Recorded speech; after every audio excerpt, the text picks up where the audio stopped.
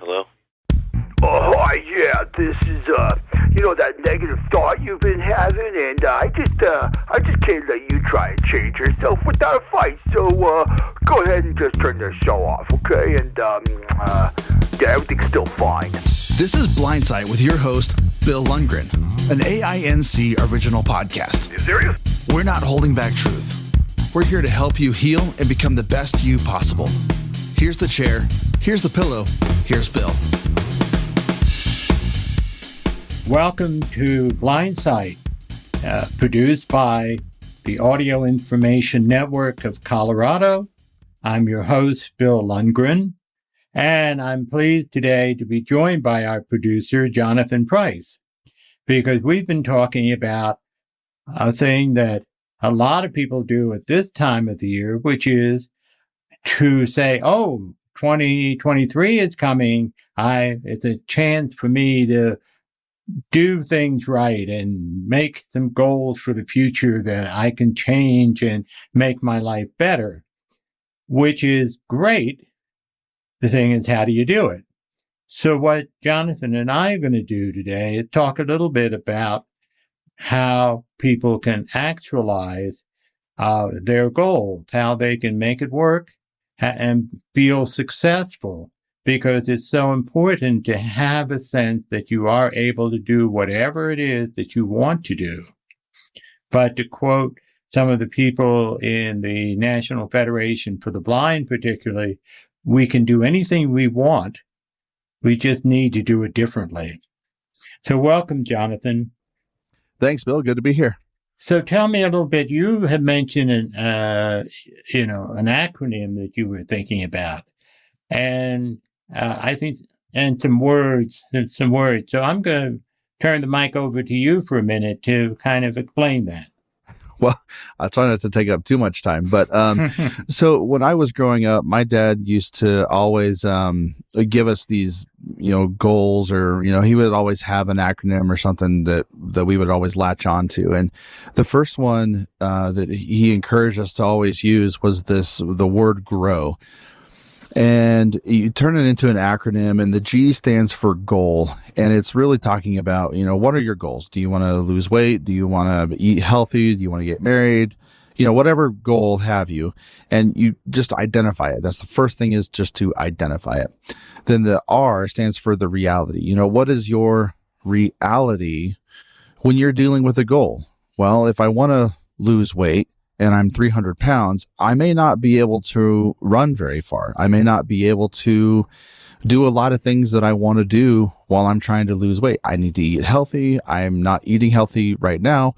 I'm eating McDonald's and Wendy's, and we're not living this lifestyle that would, be conducive to us losing weight.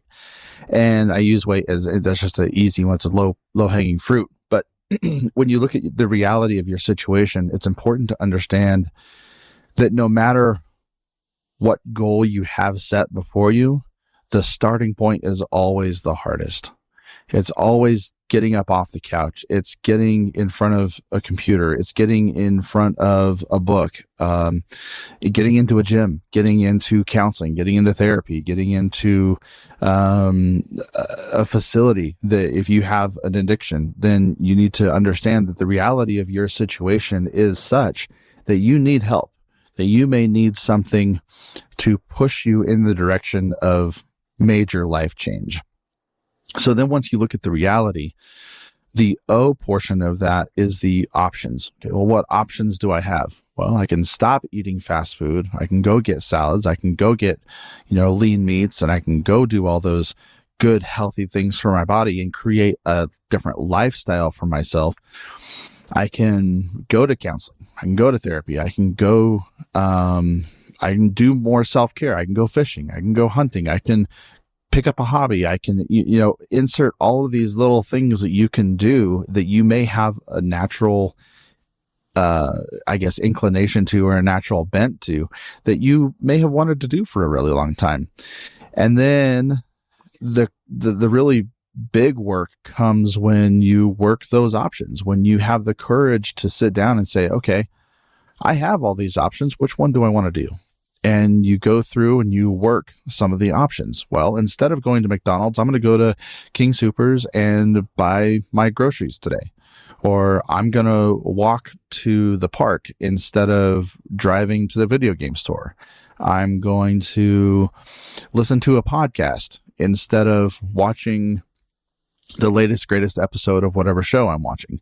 So it's small, subtle changes that over time, when you start working those goals and working the options, your new reality, the reality that you have now does not mean your reality is going to be tomorrow. So it's a new reality every single day. And every single time you make a choice, each choice leads you to that new goal.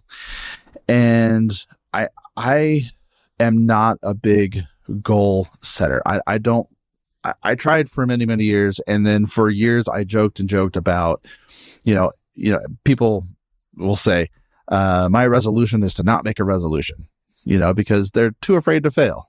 So I don't do the whole goal thing anymore. I decided to change to words where I can focus in on 3, maybe 4 words that may be interchangeable, to where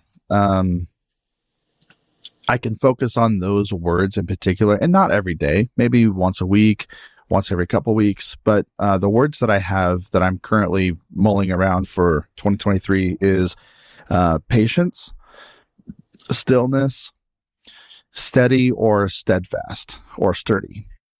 I like that idea of the words. Yeah, Make it simple. Mm-hmm.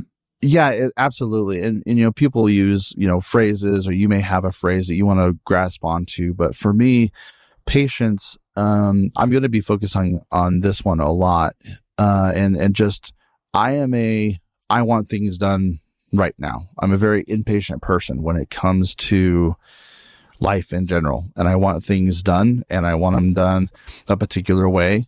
And if they're not done within that time frame or in a particular way, I get pretty frustrated. And that's not to say I'm wanting to control a situation. It's just that my personality is bent toward, let's just get this done. If it's right in front of me, if the dishes need done, then let's go do the dishes. If, the trash needs taken out, let's go take the trash out. And it's kind of taken me on an interesting journey to where this need to work on patience has, when I was younger, overthrown my lazy streak. And so now it's kind of swung the full pendulum, and now I've got to work myself back to having a little bit more patience and grace with some life situations, circumstances, daily tasks, things like that. Stillness is a word that I'm focusing on major this year. It's trying to understand the process of just being still. We're like you and I know very well, we are inundated by social media, news outlets, you name, everybody is competing for our time and attention. Nobody wants us to be still anymore. They want us to be moving or still with a product that they have. Facebook, Twitter, Instagram, YouTube, you name it, whatever facility or media that you choose. Being still for me requires a lot of work. I'm not good at being still. And it's so hard for me to just sit and maybe just read a book or just sit with a cup of coffee and my own thoughts. It's really hard for me to do that. And so that's something I'm focusing on. And then being steady and sturdy, making sure that for my kids and my wife and my family and my friends, that my yes is yes and my no is no. And being steady in the decisions that I make, being steadfast in what I do, why I do it, giving proper explanations into why I'm doing a particular thing, showing up for myself, being confident in who I am, and making sure that my family and those around me can see me as a steady place where they can come with their needs, their wants, their desires, their fears, and then I can be a rock and a lighthouse for them, no matter what they're going through and no matter what I'm going through. So those are, I know I said I wasn't going to go a long time, but now we're almost 10 minutes in and I've taken up 10 minutes of our show. So that's my goal, my work, my grow, my words. That's kind of where I'm at. Well, I like the way you're putting it for any number of reasons. And I think the one, there's an easy way to remind yourself of what it is that you're doing. There's also an easy way to frame the work that you have to do in goal setting. One of the unfortunate things that we find is that we may be in a place where we're having trouble even imagining that if we set a goal that we can even achieve it. Yeah. For example, when someone is newly blind, it's a lot easier to look at what you can't do as opposed to what you can do. Right. And so even in terms of a goal setting for many of us is just to agree that we can accomplish something that we set out to do. The problem is that we may set out something and say, this is my goal, and this is what I like about the wording that you use to remind ourselves that it's not just setting a goal that's the issue. It's how do we attain it? Is it attainable? Yeah. Or what portion of it can we do to be realistic? To say, okay, as you say, I can, walk and then build up and then run. Yeah. I can do this, but we have to also remind ourselves and set goals that are within the framework of what we're thinking about and how we feel about ourselves. Not to overpromise, but to say, okay, this is reasonable. Yeah. This is rational. Using that R and grow in a number of different ways and say, okay, here's what I would like to do. And this requires some planning. It requires me setting smaller goals to reach the big ones. Right. And you chose 3. Excellent. Yeah. And I have a friend of mine, one of my clients, who encouraged me, who encouraged herself to remind herself of affirmations or even goal setting by using, you could use one of your 3 words as your password every time you change your computer. Absolutely. Or whatever, or write it on Post-it to remind yourself. Yeah, I think Now, affirmations. What are we talking about? Affirmations are a huge, huge thing to help you not only achieve your goals, but to change your life and grow, as an individual. When you apply, if we apply this goal setting to vision loss, you may have things, you may have lost your vision overnight or due to diabetes or whatever circumstance have you. And you may have some smaller goals like labeling your kitchen or, with Braille or labeling your clothing or arranging your home in a particular way that makes sense for you.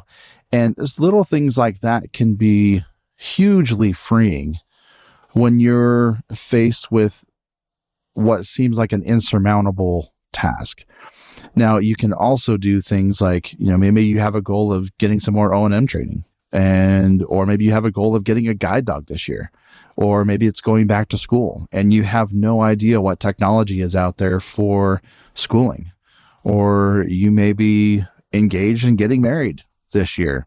How is your life going to change, and how are you going to change? And, there's a lot of things that are going to happen in this next year that you may know and you may not know.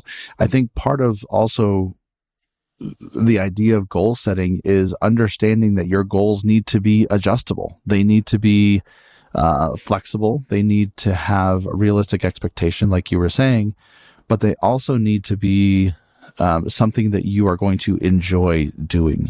and allow them to be flexible. And you may not have a goal until June, or you may not even have a goal till next November. You're like, wow, I really want to, lose 10 pounds before Christmas. Well, you probably picked a bad time to try to lose weight before Christmas, but it can be done. And, so I think, what are some of the goals that you may have that are going into 2023? Me personally? Yeah, you personally. Goals, words, things that you want to accomplish. I'm still in the process. Yeah, I'm still in the process of establishing what goals I want. And this is important. You don't have to establish a goal today, but you have to be thinking about, okay, where do I want to go? And this is really the ultimate reason for setting up these goals. We talk about, if you lose your sight, independence. Perhaps, I'm in the process of retiring from my practice, but what does that mean in terms of what do I do instead to feel, because I know a part of me is to feel, like I'm useful.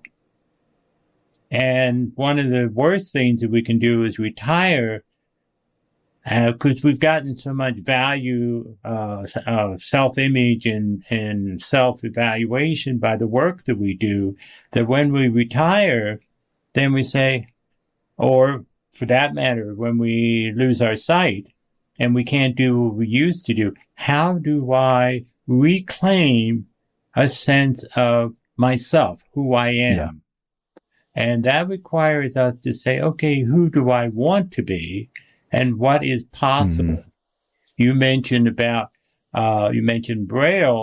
There are also something which I consider as a miracle. It's a pen friend, which is where we record information about our clothes. Or I do frozen dinners. I put a card with a little tag on it, and the pen friend, which is like a fountain pen, you put it on the dot. Okay. And it not only tells me what is in the package, but what the instructions are. And it takes a lot of work to set this up. But for me, my goal at the time was to be as independent as possible, not have to call people in and what is this? Or help me find dinner.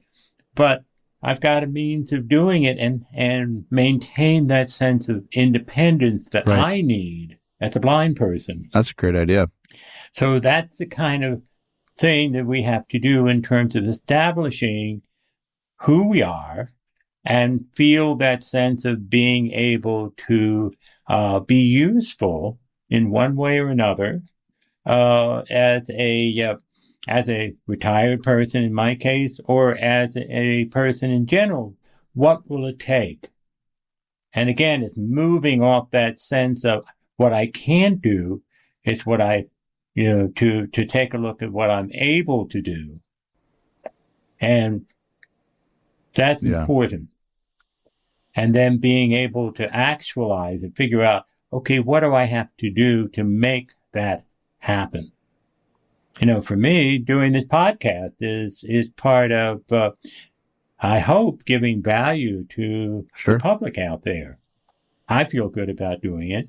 And so that can be part of my goal setting, is to improve what I do as your host on this program.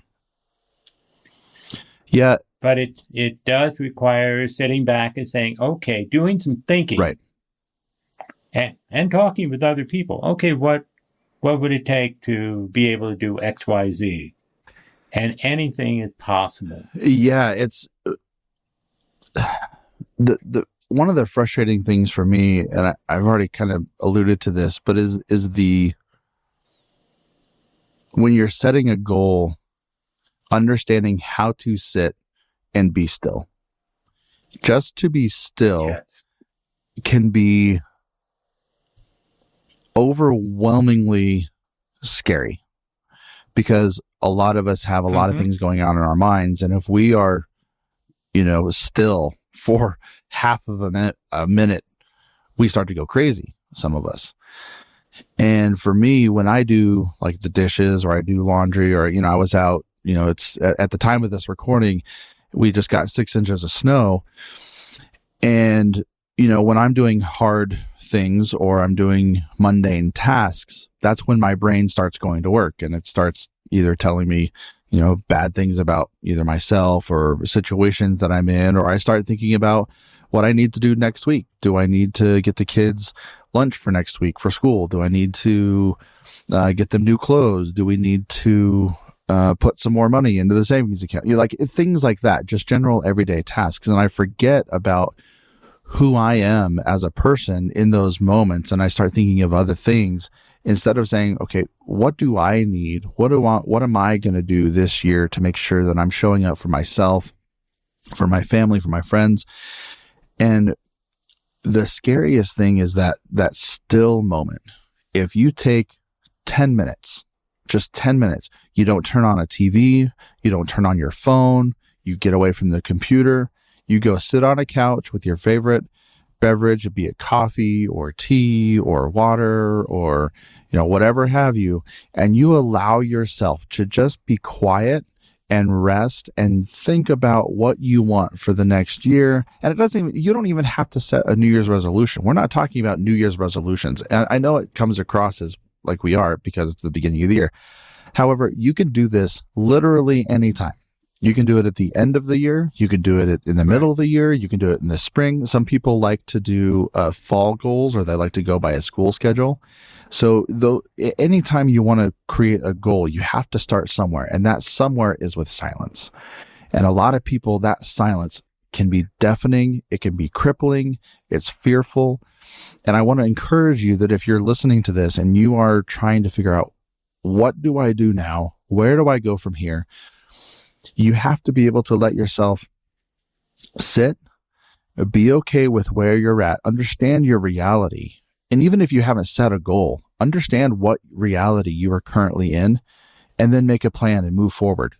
Anyway, in any direction, move forward. Don't be that deer in the headlights, standing on the road, cars coming at you. Allow yourself to move and to be okay with what direction you're going. And I would add to that something that I've learned from being involved with mindfulness. And that is, there's a particular technique that I've taught all my clients since I've been introduced to it myself. And that is, when you're sitting there is something you can do to help yourself. And that is to breathe deeply. Yeah. Now, we breathe. A lot of us adults tend to breathe from our chest. And that's where anxiety is.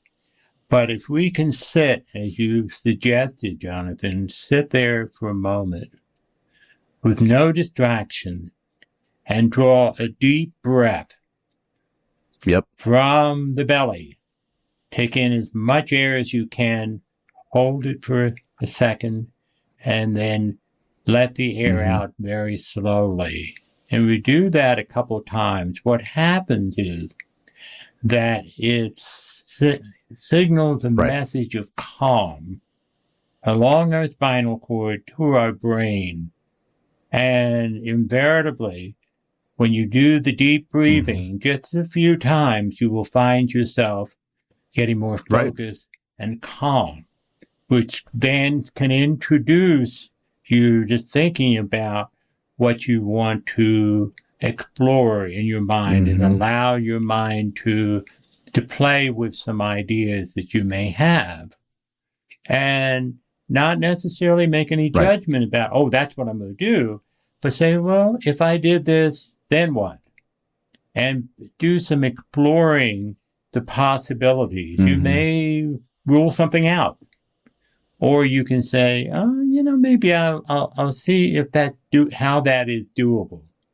Not if it's doable, but how is it doable? And see, it's a big discernment. Yeah, and then begin to do a little bit of the planning that's required. The reality and of what is possible, and then maybe put it aside for a little while, let it simmer. Yeah.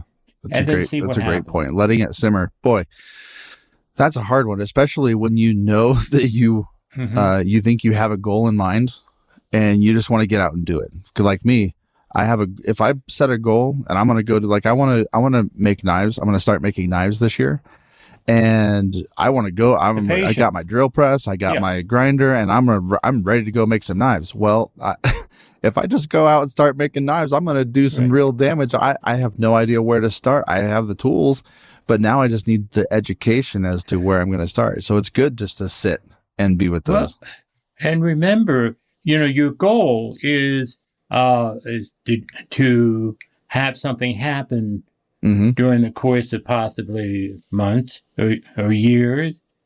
So taking a few extra moments before you launch into doing something is a good investment, because you need to do some planning. You need to think things through rather than do something and have it not turn out the way you want. And then you begin to get into some self-defeating thinking about your ability to make change. So when I'll ask you this, when we talk about goal setting and we move into our next week's topic, how do I go about setting a goal? What are some things that I need to consider? I mean, we have the GROW method. What are some other things that we can do as individuals to process what goals we should set?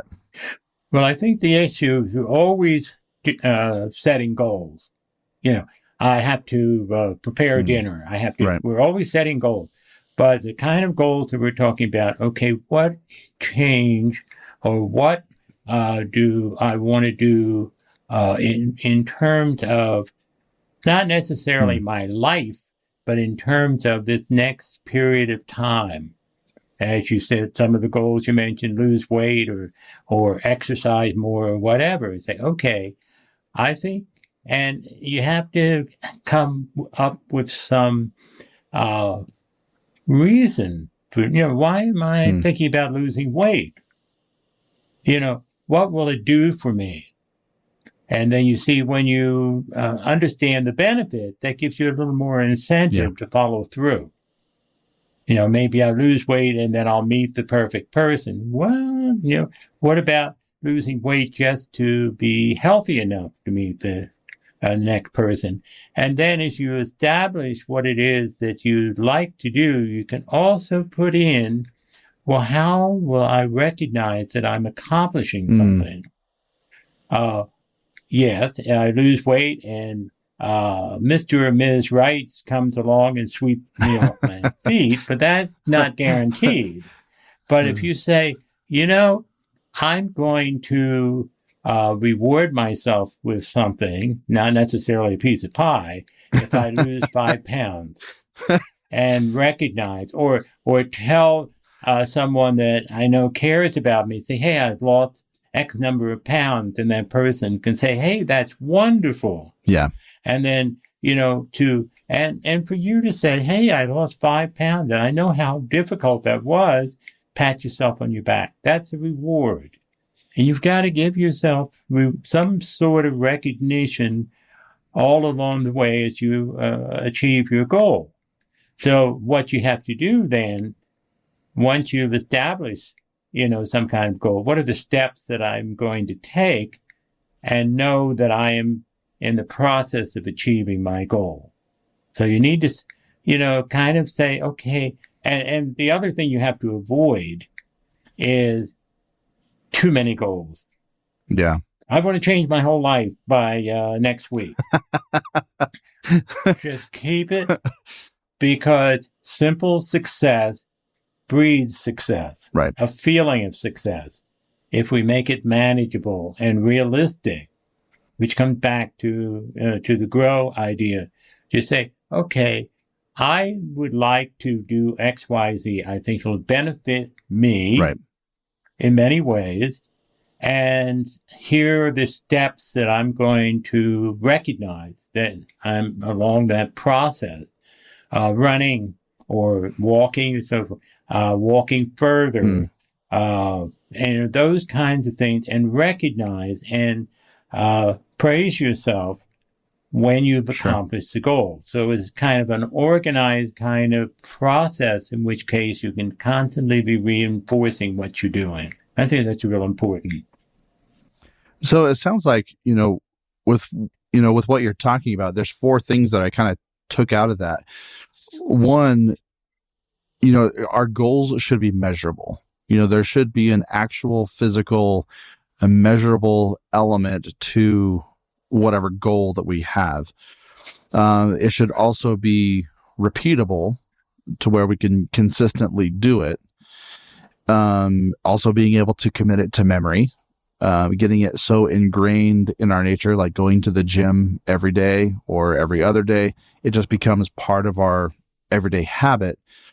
But then one thing that we didn't really get to talk about too much, maybe we'll talk about it in next week's show, is the idea of accountability and having somebody to not only go through our life with, but go through this journey with. Because when you're talking about changing something like adapting to vision loss and adapting to an addiction or overcoming an addiction or overcoming, whatever it is, having the accountability and people in your corner will really frustrate you, but will also make the journey that much more enjoyable and bearable. Right. So, Bill, as we move into next week, what do you want our listeners to take away from this episode? One of the things that I like is to give people homework. Okay. And in what we've talked about, this is part 1. If you want to go along with us, be thinking about, okay, what is it that I want to set as a goal? What is it that I feel will be helpful? And it should only be at most a couple things, because you want to make it manageable. And then be thinking about, okay, what are the steps? What is the rationale? Why have I chosen this? What benefit do I think this will be for me? So you can clarify for yourself, what's the incentive behind choosing this particular or these couple of goals? And then instead of saying, okay, I have to complete it within, by next week or whatever, what are the steps that I need to take? The baby steps sometimes towards achieving the goals, and what are going to be the markers that I will use that I'm making progress. So if you can be thinking about what it is you want to accomplish and what are the steps, then we can talk next week more about those kinds of things and the directions that we take and what we do with the information that we've gathered together. That sound reasonable? Yeah, absolutely. I'll be thinking about my goal for sure. Yeah, I'll think about mine too. Too bad I'm a believer sometimes in do as I say, not as I do. But I eventually get around to doing the things that I tell other people to do. Well, they say doctors make the worst patients, so I guess that's right. That's the case in counseling and psychology as well. Well, I think we've given our listeners, I hope, some things to think about. Yep. And we can then plan and look forward to talking some more next week. This is Blindsight. Your host, Bill Lundgren, with his guest, Jonathan, to bid you adieu. Have a good holiday weekend.